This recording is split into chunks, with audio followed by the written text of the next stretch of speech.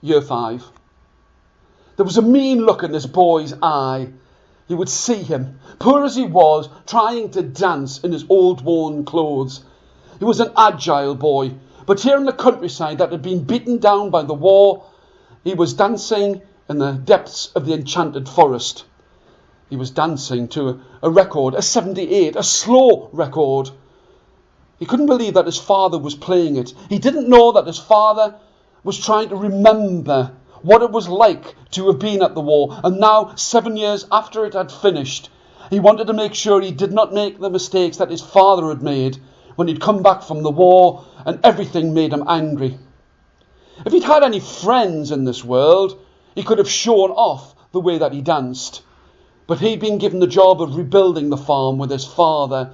And on this late, wet spring morning in 1952, this boy was being soaked to the skin. Here in the countryside that had been beaten down by the war, this boy was by the enchanted forest. You could see in his eyes there was a mean look. He wanted to show off, but there was no one who lived close by to this place. He and his father were both poor, and he had been made to wear old worn clothes. But as his father was playing an old 78 of Vera Lynn, he was dancing. He was an agile boy, but dancing slowly. What he did not know was his father was inside of the house trying to find out those things that he did not know about the war when he'd been fighting so far away. And he remembered his own father and how when he had returned from the First World War, he'd been angry and he could never speak to him. And now he was listening, knowing that he and his son were going to have to rebuild this farm. On this late wet spring morning in 1952, the boy, as he danced, was met by his horse. His horse was called a dragon. He reached up his hand and he stopped his playing and dancing and stroked at its long neck. He loved this horse. It was just people that he could not stand. He knew that he would have to lead the horse away from the side of the forest, and he took his father's belt from off his waist and made it as a lead around Dragon's neck and started to lead him towards his pasture.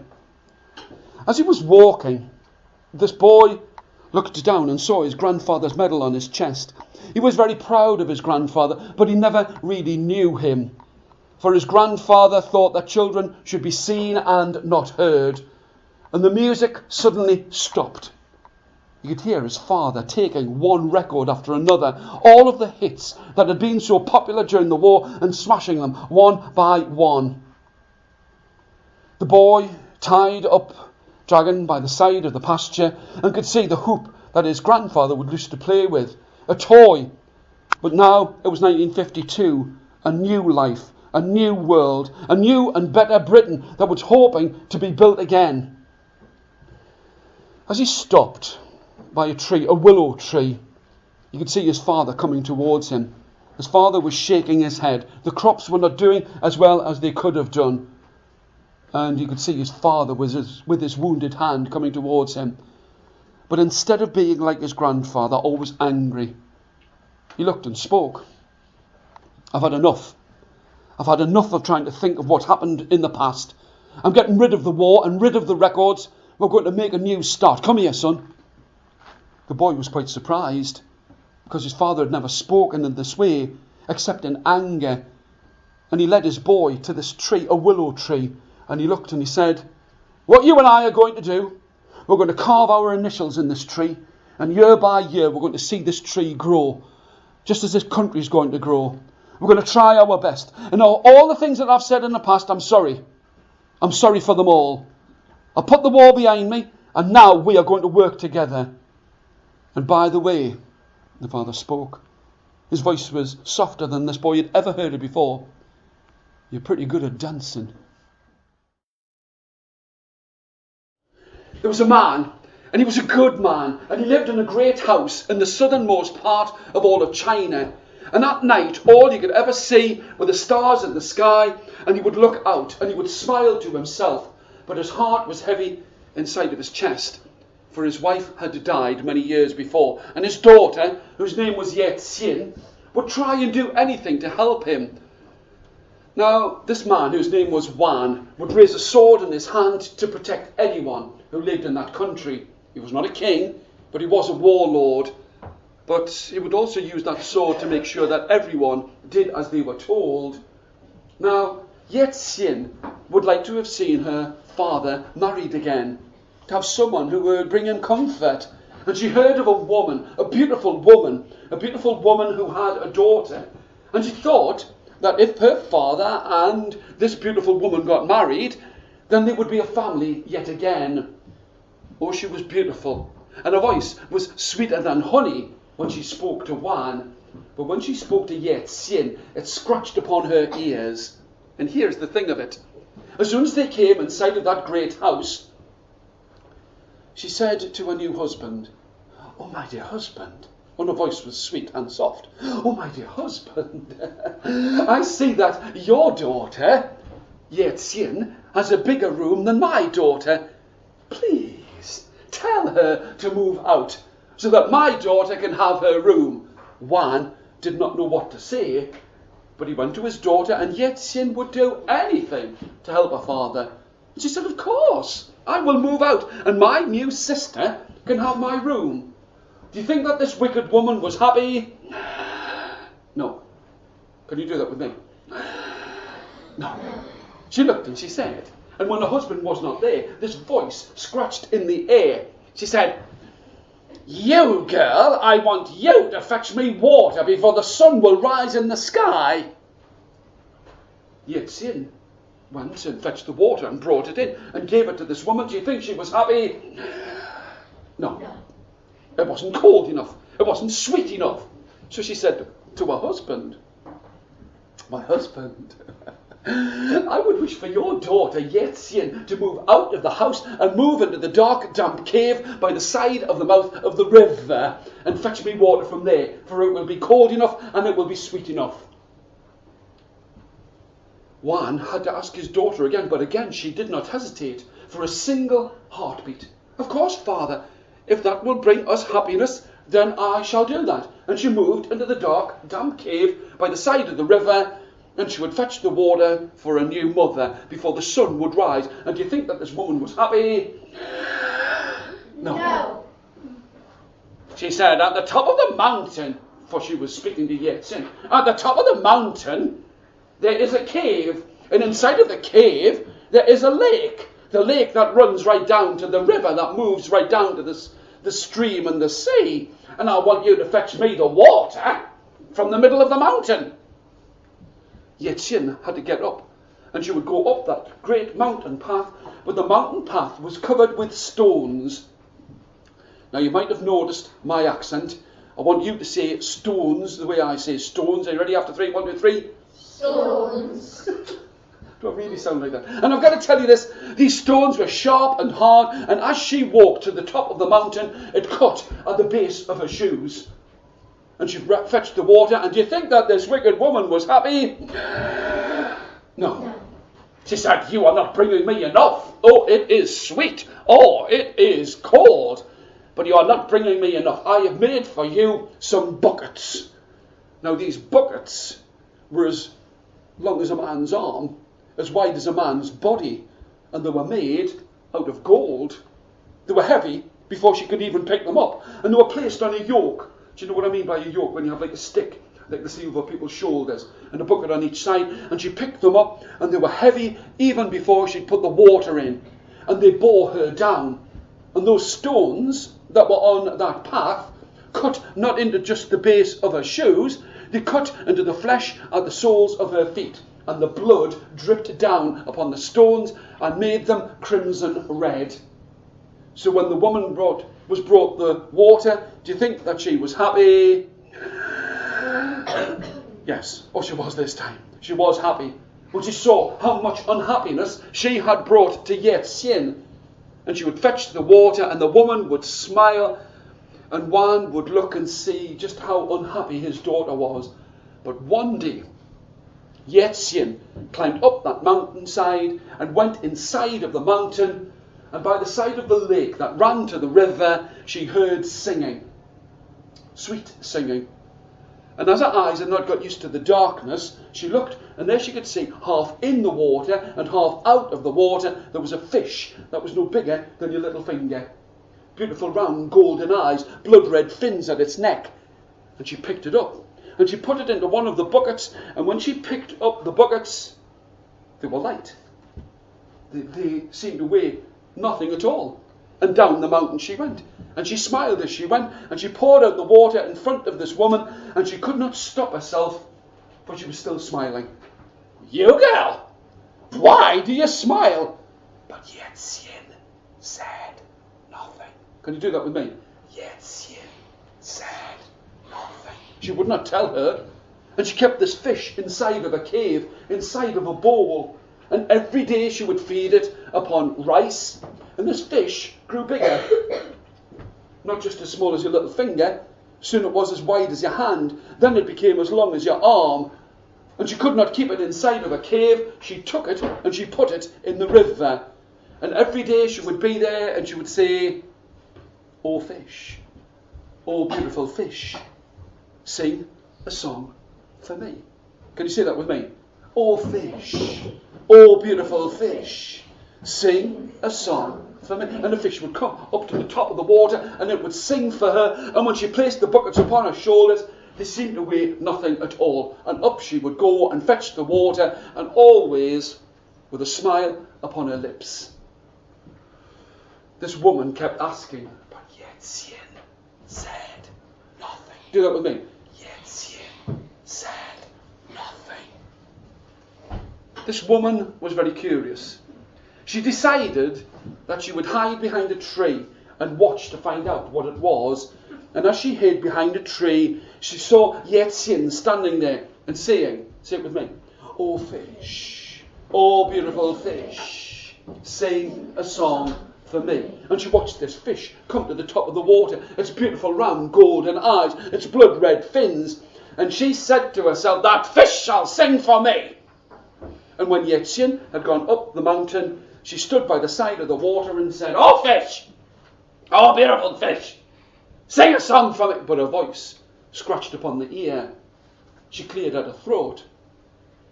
Oh fish, oh beautiful fish, sing a song for me." And the fish came up to the top of the water, and it was just about to sing, but when it could see that it was not Yeht'sin, it swam back under the river. This woman thought, "I will find a way to make this fish sing for me." And when Yeht'sin came back down the mountain, she spoke to her in a way that she had never spoken to her before. Voice as sweet as a spring morning. "My daughter, I see that on your back you have an old ragged coat, and I have a fine woolen coat that is warm, and it calls every colour of the rainbow. Please, let us change coats." Yeht'sin looked.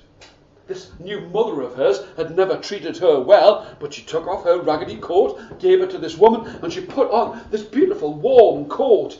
And the next morning up the mountain she went, and as she went to fetch the water, this wicked woman stood there by the side of the water and said, oh fish, oh beautiful fish, sing a song for me." And the fish came up to the top of the water, and the fish could see Yeht'sin's ragged coat, and it was just about to sing, and as the first notes left its lips, she turned around, and when the fish saw that it was not Yeht'sin, it started to swim away. And this time the woman put a plan inside of a scheme inside of her head. "If that fish will not sing for me, it shall not sing for anyone." And she stood by the side of the water, and again she spoke. Say it with me.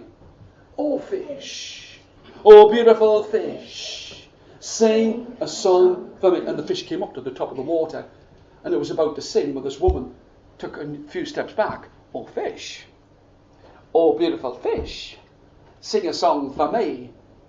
And when it looked and saw her, she reached into the collar of that coat and pulled out a long, thin, sharp, silvered knife, and she plunged it deep into the heart of the fish and watched it struggle as it died upon that blade, and its blood dripped down like some kind of horrific rainbow as it fell down to this the ground and she looked.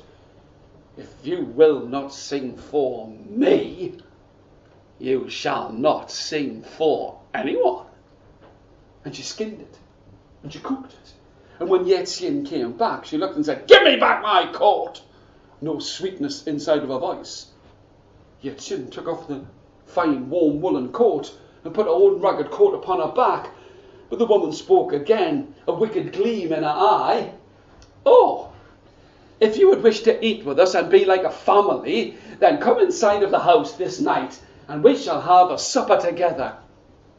Yeht'sin was astonished, surprised, that this woman was speaking to her in this way. And in she came, sat herself down, and I will tell you this.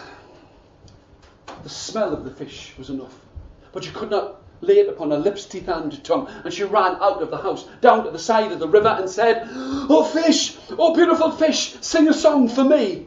For she wanted to find the only friend she could have in this world. But the fish did not come to the top of the water. She said it again, "Oh fish, oh beautiful fish, sing a song for me." But the fish could not rise, and here she had, in the corner of her eye, a hot, salty tear that ran down her cheek and chin, and formed a tear the size of a diamond, and fell into the fast-flowing water. It rippled away, no longer like a mirror, and when the ripples had gone, she looked and saw that standing next to her was an old man. He placed his arm about her shoulder. "Yeht'sin." He sucked at his gums as he spoke. "Yeht'sin, your fish loved you very much. That woman has killed it." She sighed. "She has killed it, but left the bones at the back of the house. If you wish, go and take the bones of the fish, and you can use the bones to wish upon, and one wish for yourself and one wish for someone else." Can you do that with me? One wish for yourself and one wish for someone else. Yeht'sin thought that this old man was a fool, but she rubbed at her eyes, and when she looked, he had gone. She went to the back of the house. She picked up all of the bones, wrapped them up in a blanket, and that wicked stepmother looked at her and said, "Ah, do you wish to make some soup?" But Yeht'sin said nothing. "You're very good." And she went inside of a cave and she took one of the bones. She did not think that it would work, but she raised it high in the air and she said, "I would wish that there would be a door to this great cave." No sooner had she said it than it was done. And she said, "I would wish that the old man who has never walked these 10 years would be able to dance and sing." And through the door she could hear the old man dancing and singing. And she knew that it was true. And every day she made a wish. Ready? One wish for herself and one wish for someone else. You're very good. And so it happened. Now there was a king. Now I love the fact that the sign for a king is turned into the Mobot. There was a king, and he heard of this beautiful woman. Show me your beautiful faces. Yeah, not too bad. And I've got to tell you this. He would look and he would wish to see Yeht'sin. And he travelled across the sea and travelled back up that river and went to that mountain home of Wan and Yeht'sin. And when he saw Yeht'sin, he fell desperately in love with her. And he asked if they would marry. And they did. And she thought it would be better to live with a king and travel far away from this place than to have to live in a cave with a father who would not allow her to come into the house.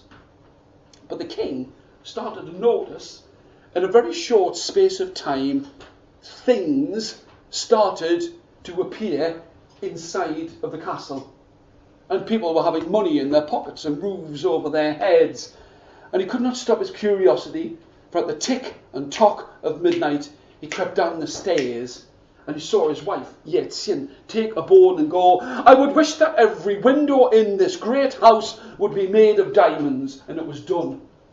Everyone glittered and gleamed. And the husband, that king, gasped. Could you do that with me? He gasped.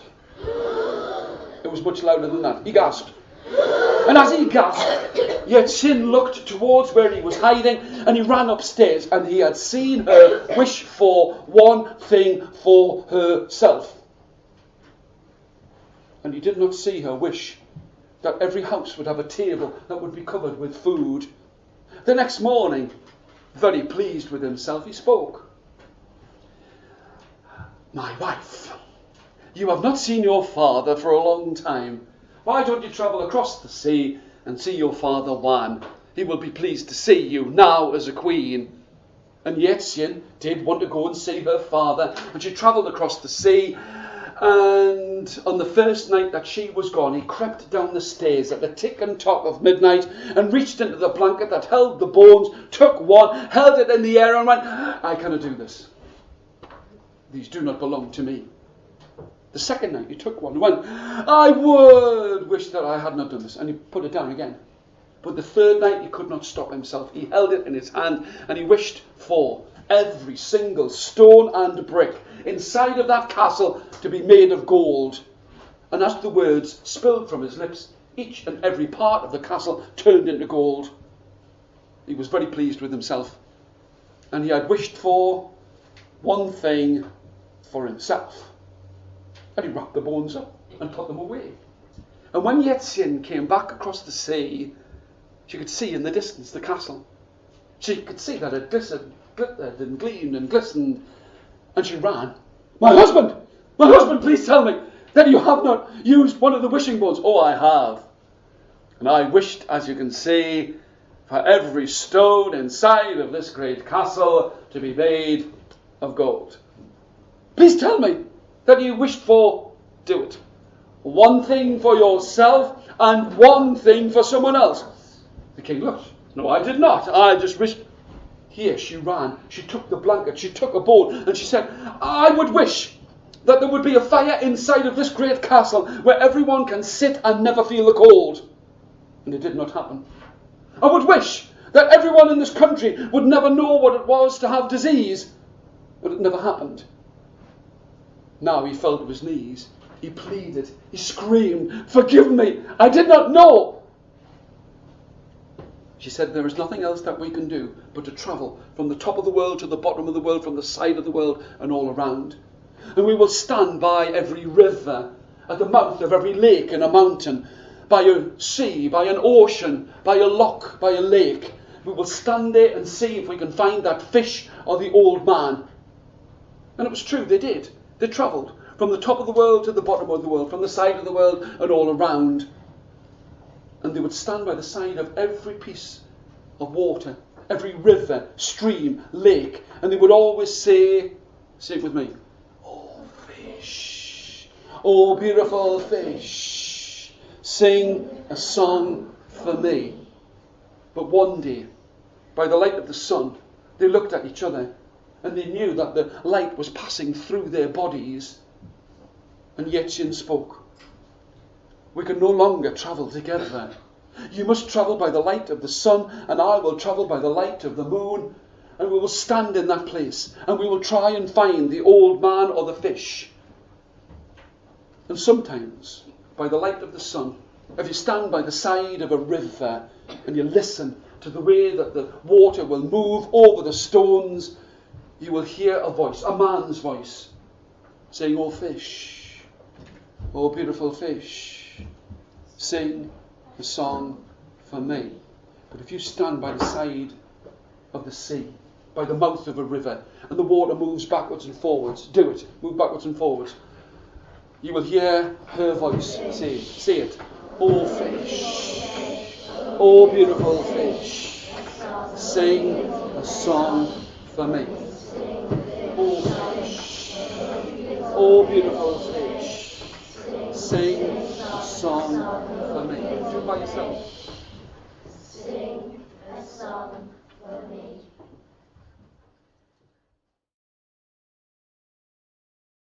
In Brindley year twos. Okay, so here we go. Do the same as me. There was a king. Put a crown on your head. And he was a good king. And he helped everybody. But I will tell you something. He would make sure everybody had money in their pockets. You should be doing the same as me. Had money in their pockets, food in their bellies, and a roof above their heads. And he hardly ever had a chance to fall asleep and dream, because he was always so tired. But one night he lay asleep, and as he looked above his bed, he woke up and looked and saw that there was a fox. Now the fox was floating in midair, with its nose pointing towards his heart and its tail pointing up towards the ceiling. And he looked and he thought to himself, I have no idea what this means. And he ran and he went and got all of his wise men. And he said, wise men? What did he say? Wise men. Why would there be a fox in the middle of the night in my dreams? Now some of the wise men wouldn't look in his eyes, but some of them said, we don't know. We have no idea. We do not know why there would be a fox floating in the air, pointing at your heart with its tail up to the ceiling. And so the king said, I want to find out somebody who's going to tell me what this dream means when I see this fox above my head. And he fetched everybody, but no one could say. And he found that there was a boy. Can you do this with me? A boy. A shepherd boy. A shepherd boy who would have to work in the middle of the night when the stars were in the sky and the moon hung there like a great silvered coin. You're very good. And he was told that he would have to tell the king what it meant. The boy was frightened. Show me how frightened he was. He looked and he thought, I have no idea what it means. What am I going to do? And as he was walking in the darkness of the night, in between some rocks, there came a snake. Can you make a snake with me? And the snake came out and looked and said, so. Can you do that with me? So. Why are you so scared? And the boy said, it's because the king in the middle of the night saw a fox that was pointing at his heart with its tail up in the air. What does it mean? And he looked, and the snake whispered in his ear. The boy was told what the fox above the king's bed meant. And he stood in front of the king and said, Your Majesty, and what it means is that in all of your castle, the wise men who cannot look you in the eyes, all they want to do is stop you from being the king. They want to get rid of you. The king looked at the boy. He got rid of all of the wise men who wouldn't look him in the eye, well done at the back there, who wouldn't look him in the eye, and he gave the boy a great satchel, a bag, filled with gold. Can you make gold with me? Filled with gold.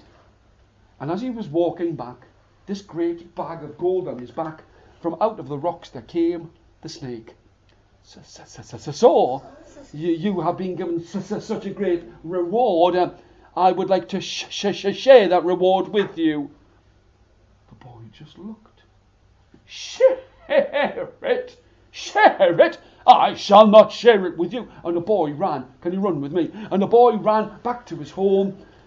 And he spent the gold wisely. And he lived very well. But one night the king woke up. And above his bed he saw that there was a sheep. A sheep floating in the air above his bed. And the king looked and he reached for the sheep. And as soon as he reached for it, well done you, as soon as he reached for it, the sheep disappeared. And he called for all of his wise men and said, what does this mean? They did not know. And the next night he woke up and there was a sword above his head, and the sword was pointing at his heart, and he looked and he said, what does this mean? And the wise men said that they did not know. So he sent for the shepherd boy.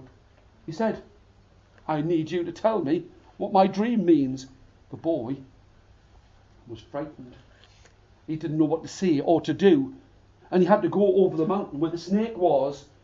And the snake, make that snake with me, slipped and slithered and said, so you are so scared again.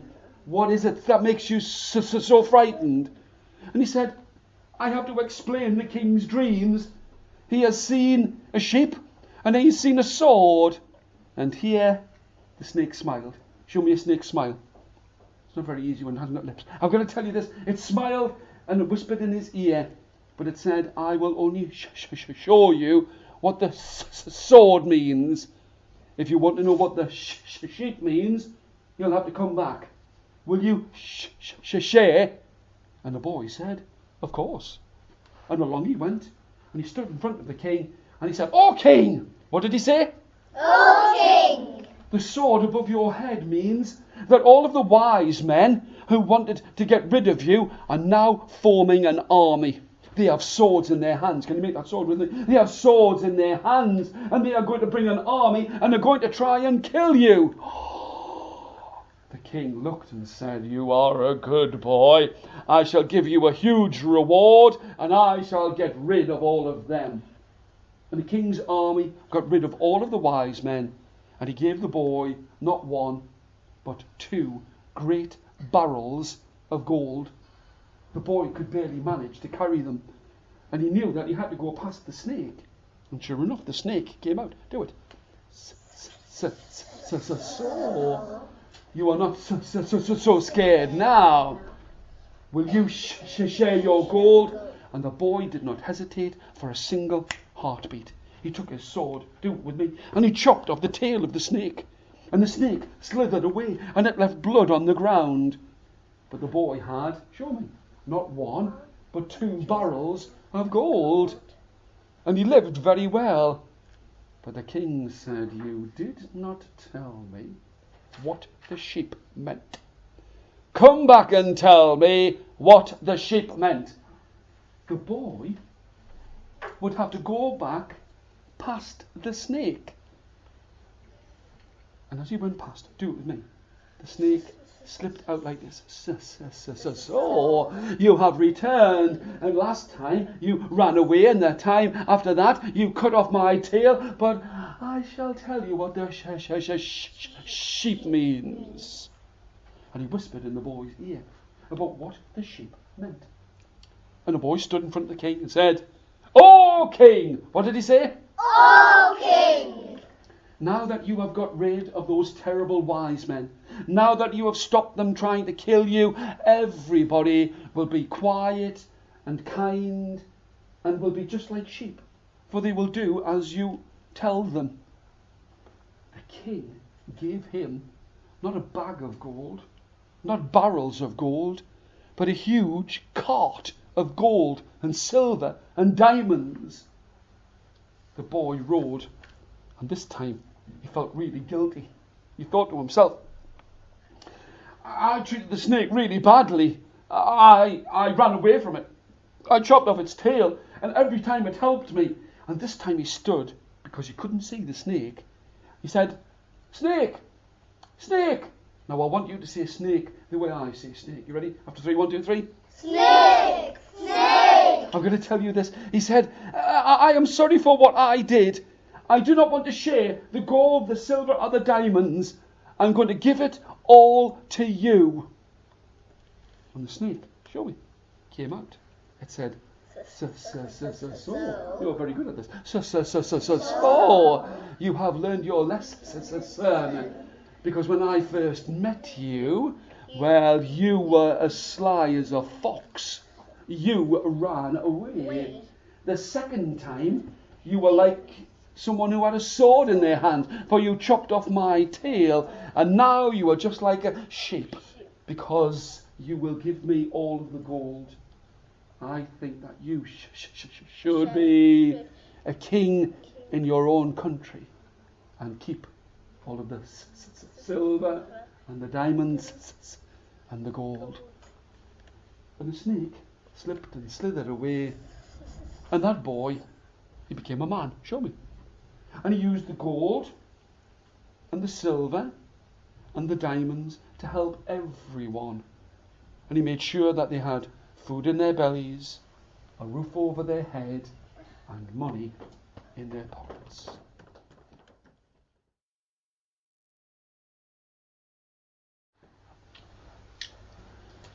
There was a shy boy, a quiet boy, who lived by the side of the countryside. And what he liked best of all was to go out in amongst all of the rocks, because in amongst the rocks he could hide. When the other children would shout and scream and yell and bawl, they weren't going to hurt him, but he was so shy that he liked to stay at the side of everything and just watch, just out of the corner of his eye. And now it was winter, and snow was lying upon the ground, and it was dark. And he couldn't believe his eyes that as he was walking amongst all of the snow, he could see his footprints, but as he shone a torch onto the ground, it glistened and gleamed. He could see that there were pads and paw prints on the ground. Now, he was a very clever boy. He might have been shy, but that did not stop him from reading. And as he looked at the paw prints on the ground, and he counted how many pads and how many claws there were, and how far apart they were. And he looked and he measured them. And the paw prints would be from the tip of his finger to the side of his elbow.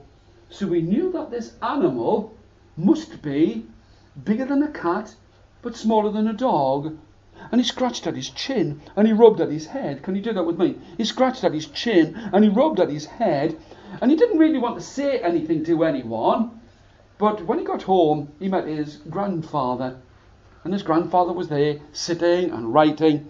And I'll tell you, his grandfather used to love to write stories about when he was young. And as the boy came in, he looked and he said, "Oh, where have you been?" The boy's voice was very small. He said, "I've been out. I saw that there were some pads and paw prints in the snow. They were as clear as day when I shone the torch on them. They were as long as my arm to the tip of my finger. And they've got to be bigger than a cat and smaller than a dog." His grandfather looked. He said, "I've taught you really well." And he handed him his pencil. And he said, "What I want you to do is draw exactly how many claws you could see, how many pads you could see." And the boy drew it, exactly the same size. The grandfather felt so proud. Show me. He felt so proud. He said, "I've really taught you well. I can only think of a few animals that would live in amongst the rocks and would have paw prints that would be that long." And he said, "What we're going to have to do is, you're not going to have to be like all your friends who are like monkeys who jump around and shout and scream and yell and bawl. It's good that you're quiet. It's good that you're not loud.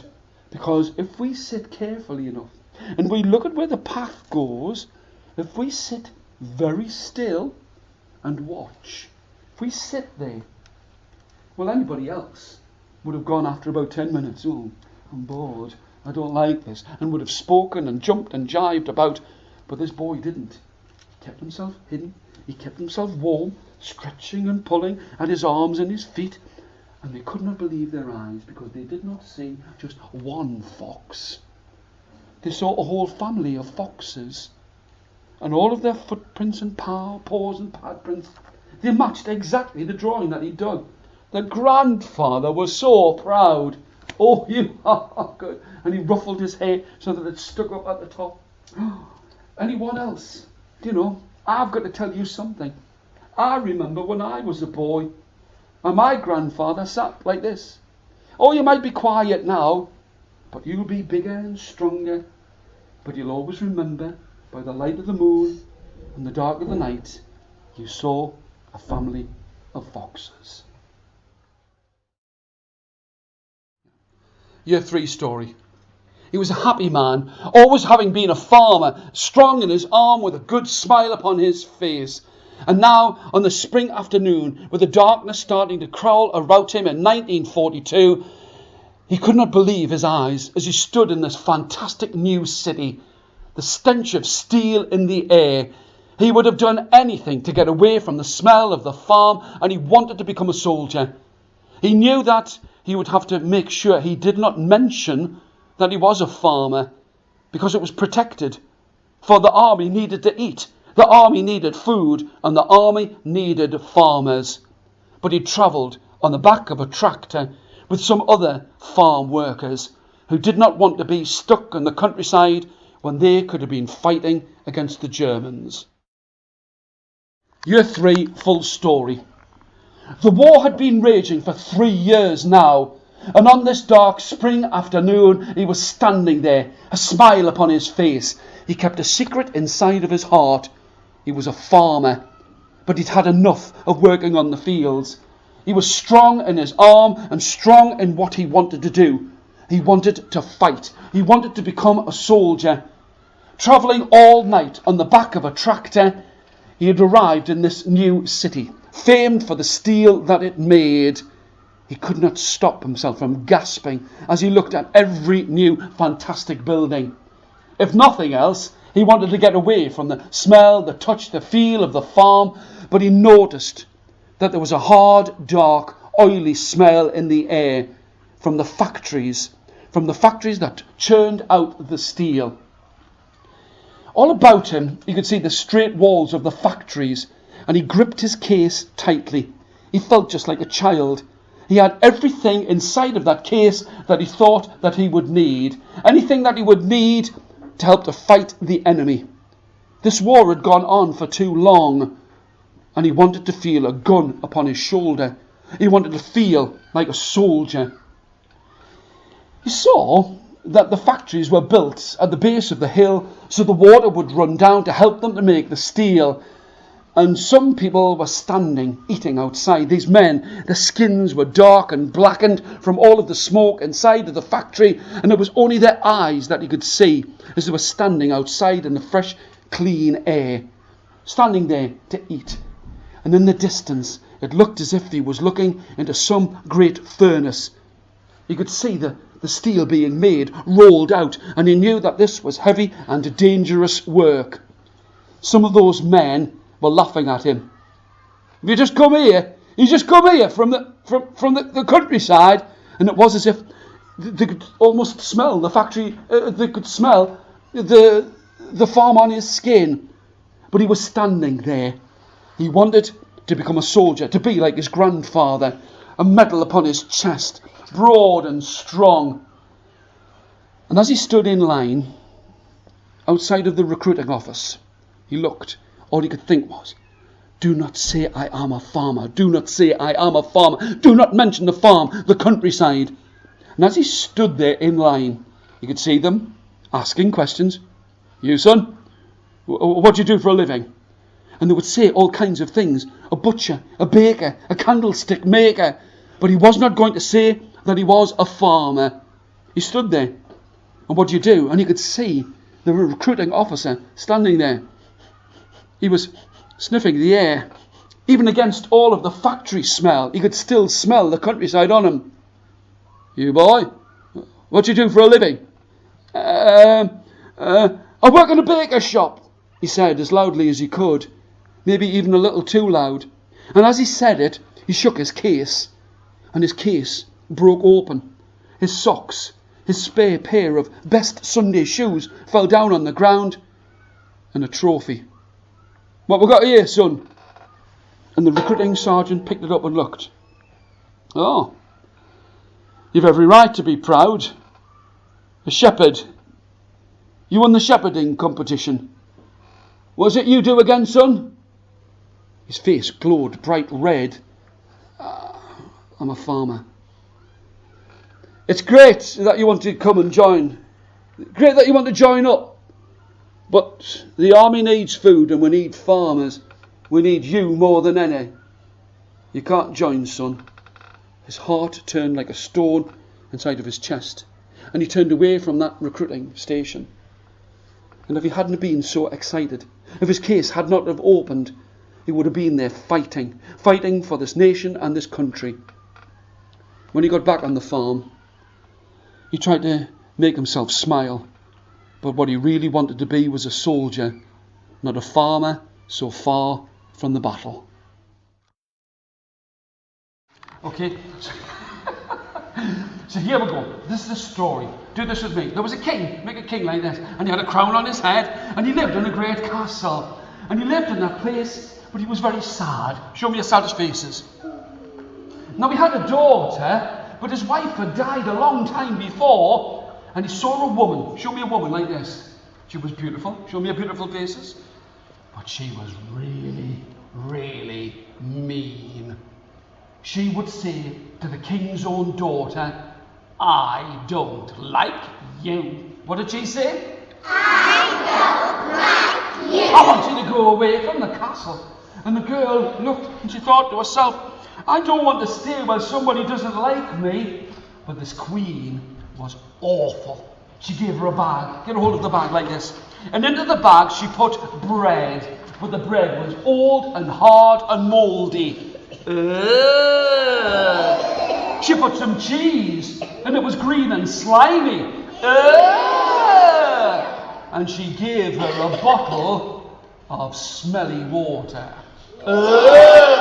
She got it straight out of a puddle. But the girl took the bag. Get a hold of the bag with me. Got a hold of the bottle and she started to walk. And as she walked, she met with a man. Make a man like this. And he looked and he said, "Good morning." What did he say? "Good morning." "And where are you going?" She said, "I'm going away from the castle because my new mother said she doesn't want me."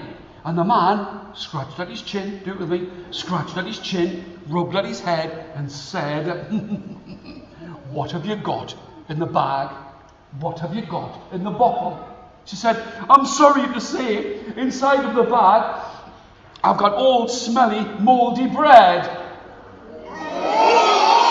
I've got green, slimy cheese. And I've got a bottle that's filled with puddle water." And the old man said, "Can I have some?" She said, "You're not listening. It's bread, and it's old, and it's hard, and it's mouldy." And he said, "Can I have some?" Do that with me. "Can I have some?" She said, "Of course you can." And she gave him the bread, and the cheese, and the bottle of smelly water, and when his fingers touched the bread, it changed into the whitest bread you ever did see. Can you make magic like this? It changed into the whitest bread. All of the mould and slime fell off the cheese.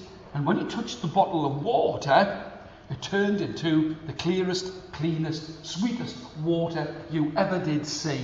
And the man ate. Show me like this. He ate, and he drank, and he said, "Thank you." What did he say? "Thank you. You helped me. I'm going to help you." As you go walking along that way, you're going to come to a place where there's lots of trees. Make the trees with me. And nobody can get through. But take this cracked and crooked stick. Can you make a cracked and crooked stick like this? And hit it 3 times. Do it with me. Once and twice and 3 times. And say, "Hedge, hedge, open for me." Can you say that with me? Hedge, hedge, open for me. And all the trees will move back. And you won't get a scratch on your skin. The girl thought the man was just saying something stupid, something silly. But she took the stick, do it with me, and she took the bag, and she took the bottle, and she walked on her way. And what did she come to? Show me the trees. All of the trees so close together. And she took that stick, get a hold of the stick with me, and she hit the trees 3 times and said, "Hedge, hedge, open for me." And all of the hedge and all of the trees moved away, and she could get through to the other side. But when she got to the other side, the trees all slapped back with a great crash. It was just one. Crashed with a great crash. Haven't done it yet. With a great crash. And she was frightened. She'll be frightened like this. And she looked all around, and she saw a great pool of water. And she went and sat down beside it. Can you sit down with me? She sat down beside it, and she was just about to eat the bread, and just about to eat the cheese, when out of the water came a head. Just the head. Can you show me the head like this? A golden head. And it sang, "Wash me and comb me and put me in the flowers." Can you say that with me? Wash me, comb me, put me in the flowers. She picked it up. Can you pick the head up like this? She combed its hair and put it in the flowers. And she was just about to eat the cheese when out of the water came another head. No body, no arms, no legs, just a head. And it said, "Wash me, comb me, and put me in the flowers." She picked it up. Can you comb the hair? And she combed its hair and she put it in the flowers. She was just about to drink some of the sweet water when there up came another golden head. And it said, "Wash me, comb me, and put me in the flowers." She picked it up and she ate the bread, and it was the best she'd ever eaten. The cheese was the saltiest and the best, and the water was so sweet. But the 3 heads talked amongst themselves and said, "She helped us. What can we give her?" The first one said, "I'm going to give her a beautiful face." Show me your beautiful faces. Not bad. And she had a beautiful face. The second one said, "I'm going to give her a beautiful singing voice." And it did. And the third one said, "I'm going to make it that she will marry a prince." Well, she put the heads. Can you take the 3 heads? Ready? 1, 2, 3. and put them back into the pool of water and walked on her way. And who should she meet out riding with all of his friends but a prince? Give him a small crown like this. And he looked at her, and she looked at him, and they liked what they saw, and they fell desperately in love with each other. Who said it? I'm watching you. And he said, will you marry me? And she said, oh yes. What did she say? Oh yes. And they rode back, all the way back to his castle. And when they got there, he said, your new mother sent you away. We should go back. And when she went back to the castle, the king was happy. Show me the king smiling like this. The king was happy. Everybody was happy. Everyone danced and sang. And the king said to this prince, would you be happy if I gave you 1,000 pieces of gold? Can you make gold with me? It's a G and it shines like 1,000 pieces of gold. And the prince said, no. I am happy already with this girl by my side.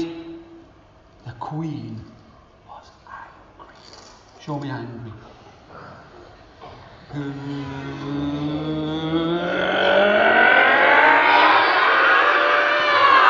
And she jumped in the air and she flew far away.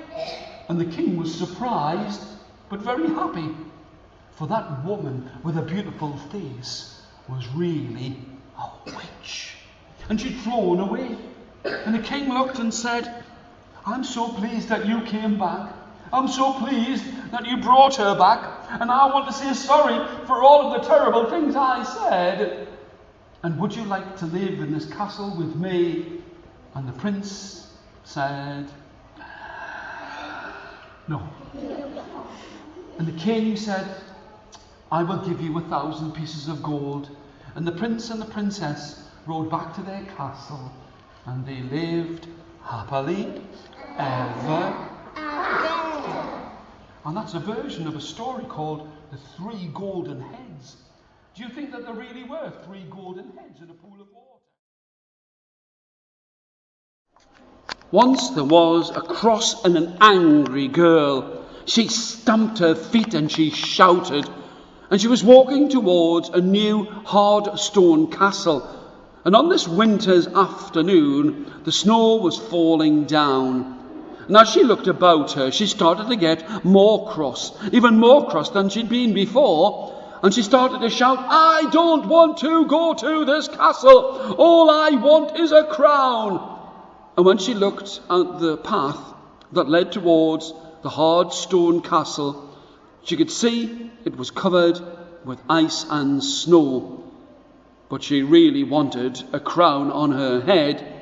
And she shouted, I don't want to go to this castle. All I want is a crown. And all of the screaming and yelling and shouting woke up the queen. Now, as she got closer to that... Now, I need you to help me. There were 2 ducks. Show me 2 thumbs like this. And all they wanted in all of this world was to have, can you count with me?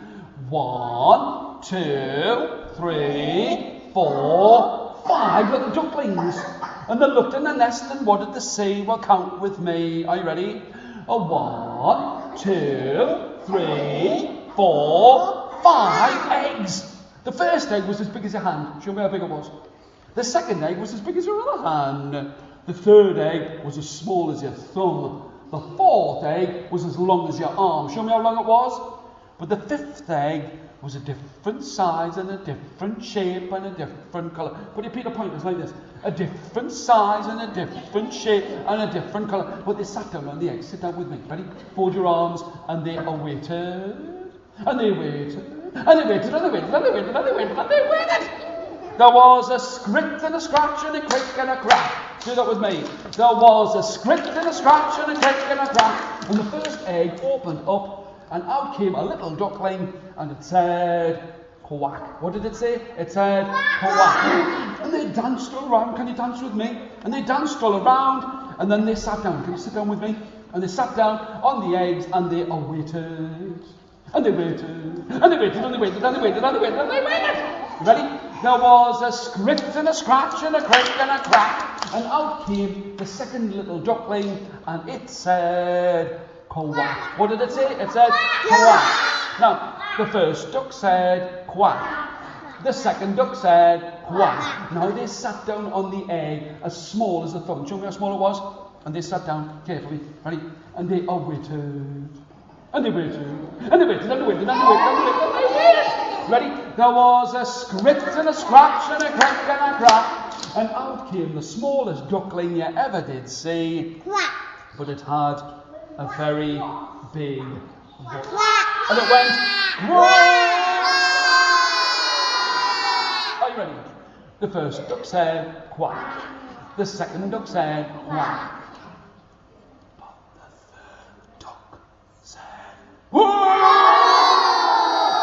And now they sat down on the egg as long as your arm. Show me how big it was. And they sat down, do it with me.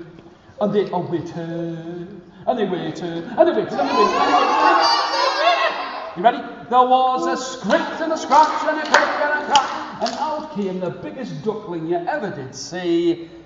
But it had the smallest voice. And it said, do that with me. It said, the first duck said, quack. The second duck said, quack. But the third duck said, quack. Duck number 4 said, quack. And now there was only one egg left. Show me one thumb like this. It was a different size and a different shape and a different colour. But they sat down on the eggs, do it with me, and they waited. And they waited. And they waited. And they waited. And they waited. There was a scritch and a scratch and a crick and a crack, and out came the funniest looking little duckling you ever did see. And it didn't say quack. Put one hand like that. Put your finger like this. It didn't say quack. It said quick, quick, quick, quick, quick. What did it say? It said quick, quick, quick, quick, quick. The two old ducks looked and said, what are we going to do? What are we going to say? When people find out that we've got a duck that says quick and not quack. But they came to a big square field. Draw that big square in the air for me. And in the field there was a farmer, and he was digging, dig with me, digging and digging and digging. And he was hot, hot, hot. Do that with me. Hot, hot, hot. And he stopped, and he listened, touched one ear, and the first duck said, quack. And the second duck said, quack.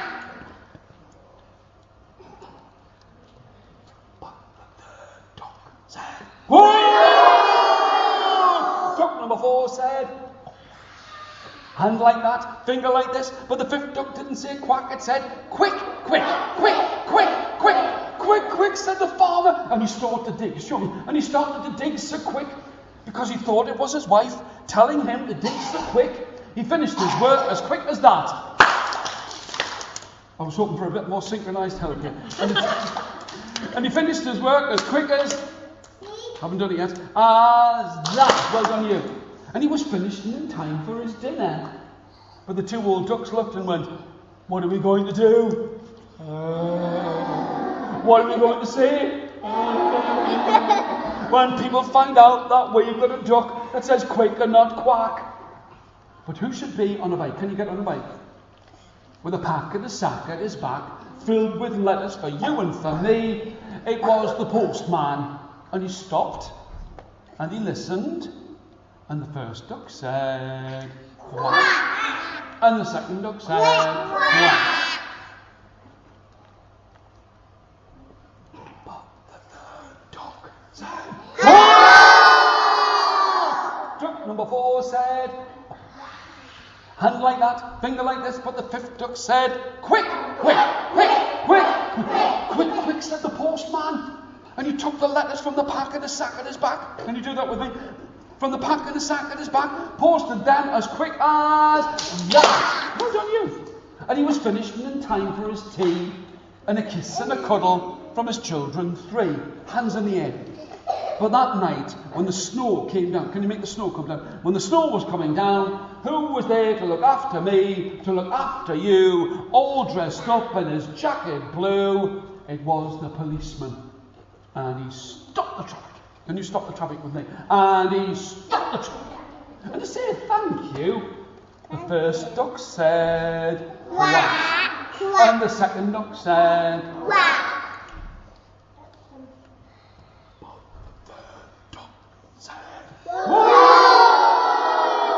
Duck number 4 said, hand like that, finger like this, but the 5th duck said, quick, quick, quick, quick, quick.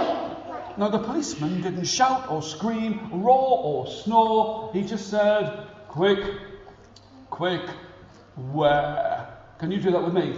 Quick, quick, where? And he listened, and he could hear a dog barking, and he heard the dog, and the dog was barking because it belonged to Old Tom. Old Tom had slipped on the ice. Can you make ice with me? Had slipped on the ice, fallen on his back as quick as that. Oh, very good. Now the old dog looked and said, where was that? Clever, little duckling. That says, quick, and not quack. He helped me. You ready? And the first duck said, quack. And the second duck said, quack. But the third duck said, duck number 4 said, hand like that, finger like this, but the 5th duck said, quick, quick, quick, quick, quick. Oh, Old Tom, what are we going to do? What are we going to say? When people find out that we've got a duck that says quick and not quack. But Old Tom's dog smiled. Show me a dog smile. I'm going to tell you this. He looked and he taught the little duck to dance. Can you show me? And the duck danced over here and the duck danced over there. Then he taught the little duck to say bark. Ready? It said quick over here and bark over there. He said funny, said it. Bark and quick and quick and bark and bark and quick and quick and bark and bark and quick and bark. And then the duck said quack. Oh, thank you, thank you, thank you. What can we give you, Old Tom's dog? And Old Tom's dog looked and said, I'd like to have. Please can I have? I want to have. And everybody thought he was going to say a bone, but he didn't. He said, I'd like to have a saucer of milk. What? A saucer of milk for a dog? Get that saucer of milk like this. And he brought the milk and he lapped it up. And the old dog fell fast asleep. And the little duck lay down beside him and went, quack, quack, quack, and fell quickly asleep. But Old Tom's dog didn't roar or snore. Old Tom's dog went meow.